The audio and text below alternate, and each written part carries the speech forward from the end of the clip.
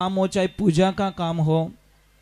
अब जो नहीं जानते अभी से मेरा चैनल है उसके ऊपर ओके करो, सब्सक्राइब करो और मेरे से जुड़े रहो।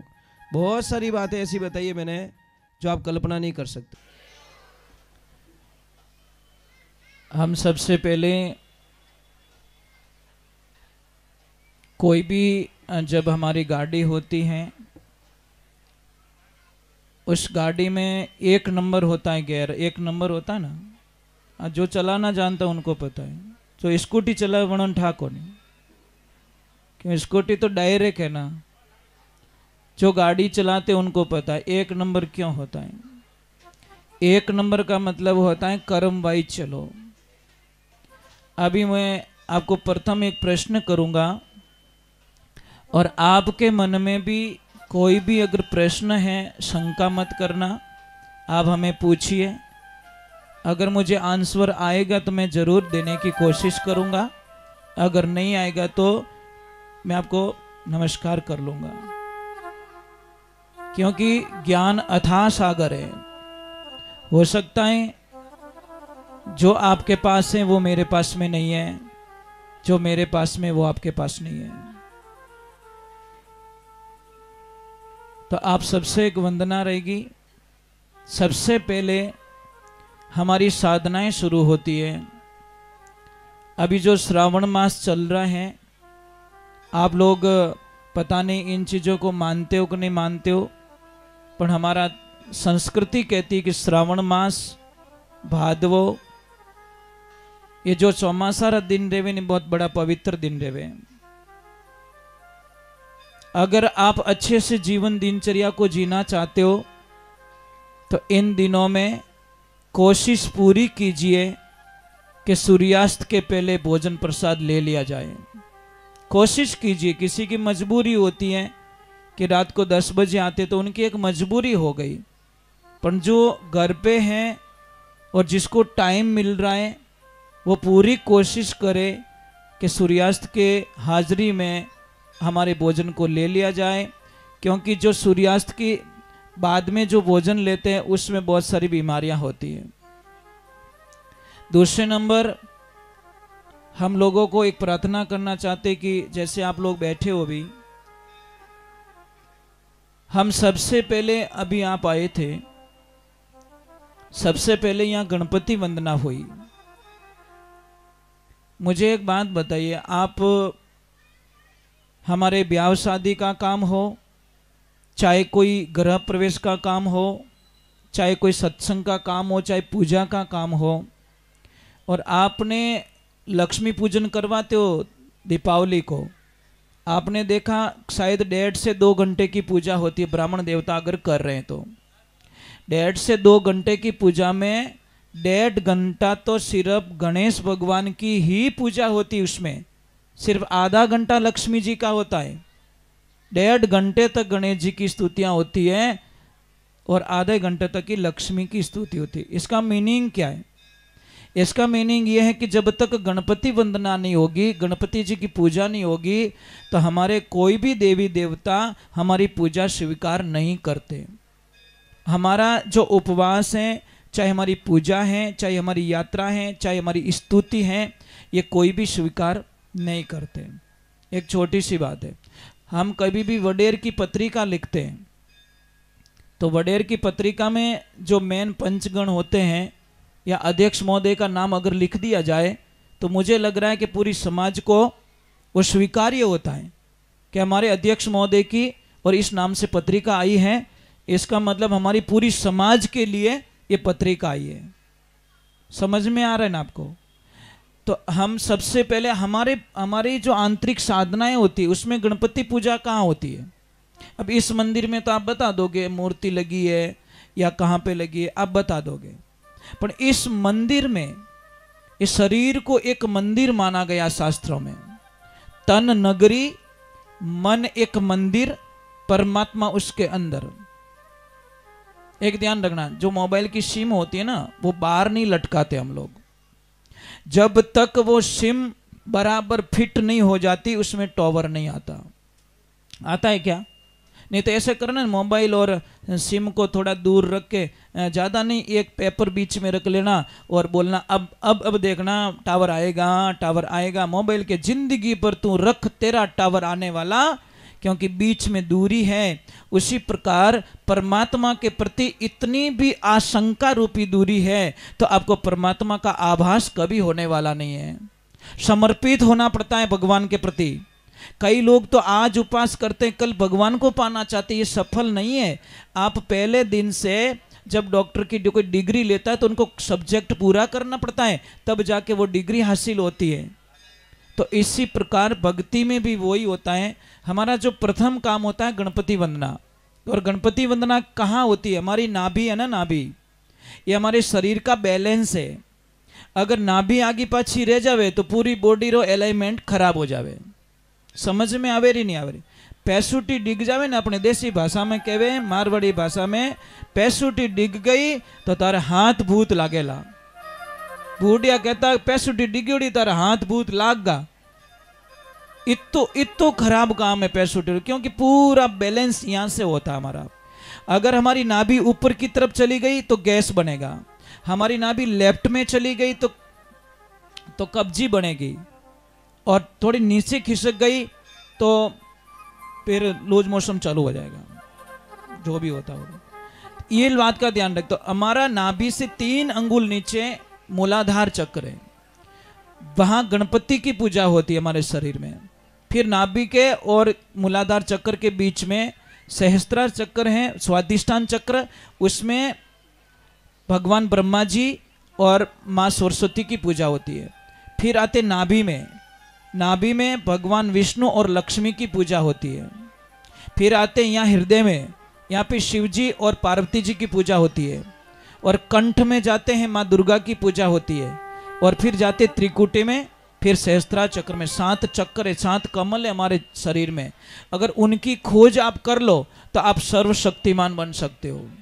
बहुत ताकत हो सकती है आपके अंदर, अपार शक्तियां छिपी है आपके अंदर, परंतु आपको खुद को पहचान नहीं है। हमारी शक्तियां हमने खो ली है। बहुत शक्ति है आपके अंदर। देखो मनुष्य में कितनी शक्ति है। प्लेन कौन उड़ाता है भाई? हवाई जहाज कौन उड़ा रहा है? आदमी उड़ाता है, पर उसमें अपनी शक्ति को जागृत किया। अब चंद्रमा पे यान कौन भेज रहा है? वैज्ञानिक ही भेज रहा है, परंतु उनकी जो शक्तियां हैं उनको जागृत किया, उन्होंने बाहर निकाला। देखो ब्रह्म कौन है? लिखा हुआ ब्रह्म है, पर उस ब्रह्म को प्रकट करना पड़ेगा। आपको लिख के दे दिया, मंत्र लिख के दे दिया। मंत्र का मतलब क्या होता है? जो मन को तर कर ले उसको मंत्र कहा जाता है। तो आप लोगों से वंदना है, जैसे आपको लिख के दे दिया, आप पढ़ोगे कुछ भी मिलने वाला नहीं है, कुछ भी नहीं मिलने वाला है। मतलब एक बुक दे दी, आप रोज पढ़ रहे हो, उसके भावार्थ को पता नहीं है, उसके जीवन में जो लिखा हुआ हमारे जीवन में नहीं उतारोगे। समझ लीजिए, मैं आपको एक अच्छा बीज देता हूं, बहुत ही अच्छा बीज, उसमें बहुत फल आएंगे, परंतु आप क्या करना, उस बीज को रोज सुबह में उस बीज को देखिए और वापस ठिकाने रख दीजिए, सह पे सह पे। फिर देखिए, फिर अंदर रख लीजिए, फिर देखिए, फिर अंदर रख लीजिए। कोई फल मिलेगा? कोई पौधा मिलेगा? क्यों नहीं मिला? मिलना चाहिए ना। आपको तो 12 महीने हो गए देखते देखते, 50 साल हो गए देखते देखते। कई लोग बोलते हैं महाराज मैं गीता 20 साल पढ़ूं। 20 साल गीता तो पढ़ी, पण गीता रो अर्थ समझ में आयो कोने, जीवन में उतारियो कोने। तो वह एक वही है, देखा अंदर रखा, देखा और अंदर रखा, उसका कोई मतलब नहीं है। तो आप उन चीजों को समझिए। 1 आलो सुखी 2 आलो दुखी।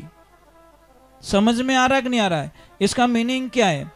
कौन जगत में एक है, कौन जगत में दोई, कौन जगत में जागतार, कौन जगत में सोई। ईश्वर जगत में एक है, चंदा सूरज दोई, अरे सत्य हमेशा जागतार, पापी रहता सोई। आप इतने लोग बैठे हो, किसको बड़ी खुशी मिलेगी देखना। और कोई बहुत अलग फीलिंग करेंगे, परंतु हमारे भाव हैं। ये आपका कसूर नहीं है, उस नेचर का कसूर है। हवा होती है ना, हवा अगर उनाला में बाजे तो लू बन जावे। समझ में आवे रही कि नहीं आवे रही? हवा वही है। अगर गर्म को स्पर्श करके निकली तो लू बन जाएगी। वही अगर आंधीरा रूप में आवे तो बिना आंधीरो रूप के वे हवा वही है। अगर वही हवा बरसात के साथ में आ जाए तो तूफान कह देते हैं। हवा वही है, और वही हवा हमारे शरीर में आना जाना शुरू करे तो उसको प्राण कहते हैं। भगवान को नहीं मानते आप? कौन कौन मानते हो भगवान को? ऊपर हाथ करो। लाल टाबरों थोड़ी देनी से ये थोड़ा आधो हाथ ही ऊपर करे, कहीं है कि नहीं, है कि नहीं। मैं आपको प्रमाण दूंगा बस। कबीर साहब जी महाराज लिखियो, कहीं सुनिया से मानू नहीं मारी हेली की परीक्षा ही परियाण। जब तक मैं उसको प्रयोग में ना ला दूं तब तक मुझे विश्वास होने वाला नहीं है। पर मैं आपको बता के जाऊंगा, बताऊंगा आपको। अगर आपकी सुरता बराबर हो गई तो, आपका ध्यान बराबर हो गया तो देखेंगे। शायद सबको तो फीलिंग होने वाला नहीं है, ये तो पक्की बात है। कोई कोई तो एक मार्केट में कोई मूर्ति वाला बैठा, राजा ने जाके उसको बोला इस मूर्ति की कीमत क्या है? कि राजन, एक मूर्ति 500 की है, दूसरी मूर्ति 5000 की है, और तीसरी मूर्ति 5 लाख की है। राजन ने बोला मेरी नगरी में मुझे उल्लू बना रहा है? ऐसा थोड़ी होता। तीनों की आकृति एक जैसी, वजन एक जैसा, पत्थर एक जैसा, सारी चीजें एक जैसी हैं, कोई फेर नहीं, डिजाइन में फर्क नहीं, और फिर कीमत अलग अलग क्यों है? तो बोला ये तो मैं नहीं बता सकता, अभी नहीं बताऊंगा। तो खरीद ली उसको।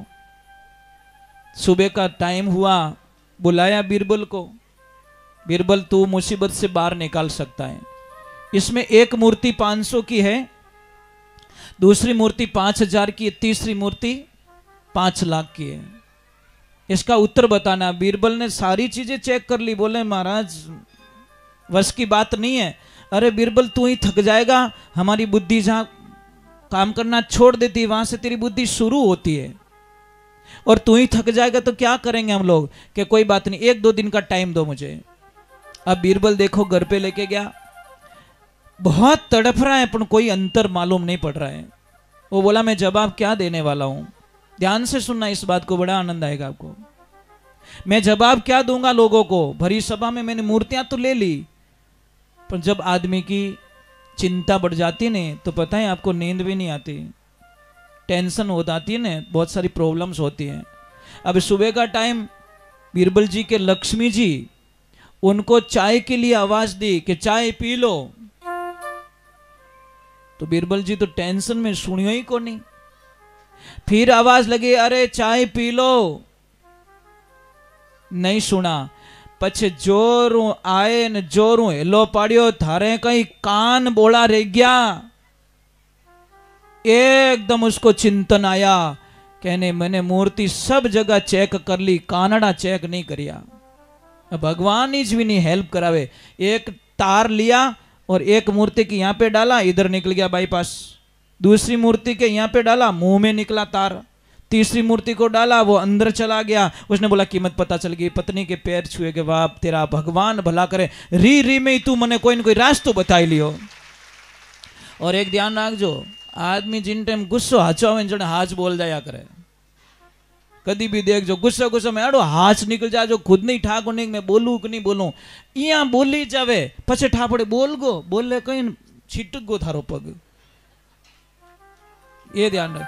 अब वो बीरबल जी सुबह गए और बताया कि राजा साहब ये 500 की है, ये मूर्ति 5000 की है, और ये वाली मूर्ति 5 लाख की है। कौन सी? जो इधर से सुन के इधर निकाल देती है वो 500 रुपये रही। जो सुन के वापस लोगों को सुनाती है वो 5000 की हो गई, और सुन के जो घट में उतार दिया ये 5 लाख की हो गई। ये मूर्तियां कौन है? आप ही। हाँ, इन्हें वास्ते किने तो अटनू आवेला अटनू बट गेट मत याद गुन रेवे। महाराज कहीं बोले ओ तो ठाक होने पण बोलिया किन की।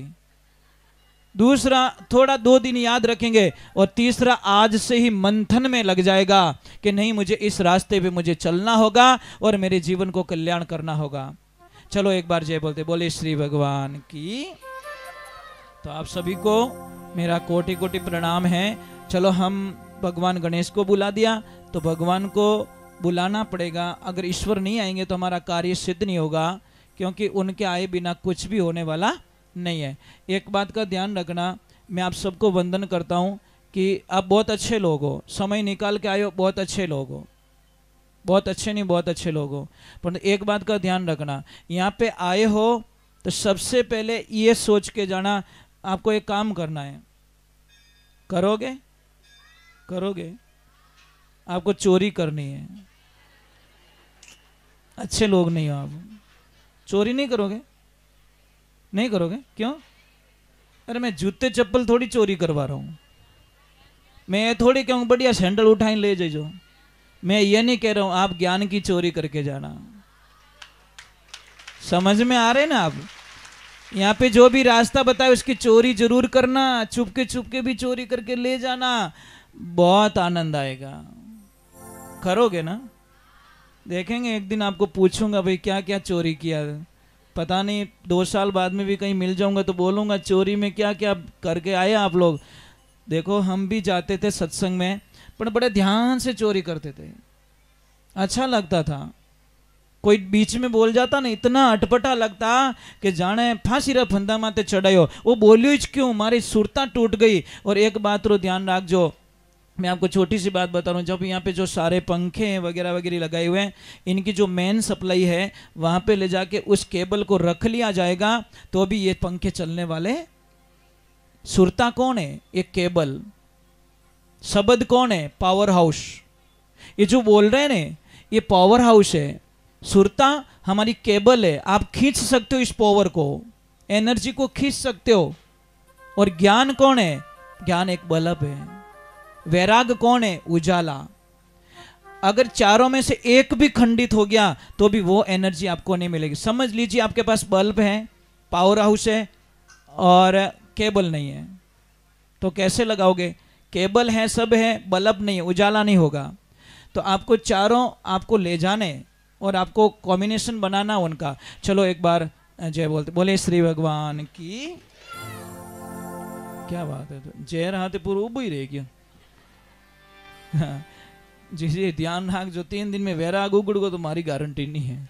पछे कहला मारा छोरा नहीं महाराज बनायो। आजकल कहीं तो राम जाने महाराज बनाने हूँ, क्यों डरो राम जाने। अरे कोई संत बनी तो जगत रो कल्याणी करी। समझ में आई कि नहीं आई? कदी तो माता जी, कदी तो टाबर ने जन्म देवणु पहला इति तो भगवान ने प्रार्थना करो कि हे मारा परमात्मा, हे मारा कृष्ण, हे माता जी, अगर सचमुच में मैं हाचा मनु कदी एक भी नाम थारो लियो रहूं तो एड़ो मने बच्चो दीजे ताकि संसार वो कल्याण कर सके। एड़ी भावना टाबर मांगजो। मांग सकते हो आप। कौन जाने किन विद राखी मारो राम। और ये आपके सामने ही प्रमाण है। हम 10 बहन भाई है। कितने? 10। मैं 8वीं संतान हूं मेरी माँ के। हो सकता है मेरी माँ तो बहुत भोली थी, इतनी भोली थी कि मतलब समझाना भी बहुत कठिन था। पर वो एक पूर्णिमा का उपवास रखती थी मेरी माँ। तो हो सकता है उस पूर्णिमा का फल के रूप में भगवान ने मुझे भेज दिया। कौन जाने। वो तो भोली थी, न तो पूजा करती थी, न अगरबत्ती उसको आता था, कुछ भी आरती नहीं, कुछ भी नहीं, परंतु मन उसका भोला था। परंतु पूर्णिमा छोड़ती नहीं थी, ये मुझे पता है। और हो सकता है पूर्णिमा का फल के रूप में मुझे भगवान को दे दिया। तो चलो एक बार हम भगवान के चरणों में जाते हैं और उनको कहते हैं आप किसी भी रूप में आओ, परंतु आप आइए, आओ, पधारिए आप। और कोई भी शंका हो, कोई भी प्रश्न हो, आप मुझे निसंकोच पूछ सकते हो, क्योंकि अगर मुझे उत्तर आएगा तो मैं जरूर देने की कोशिश करूंगा। मेरे साथ में गाना है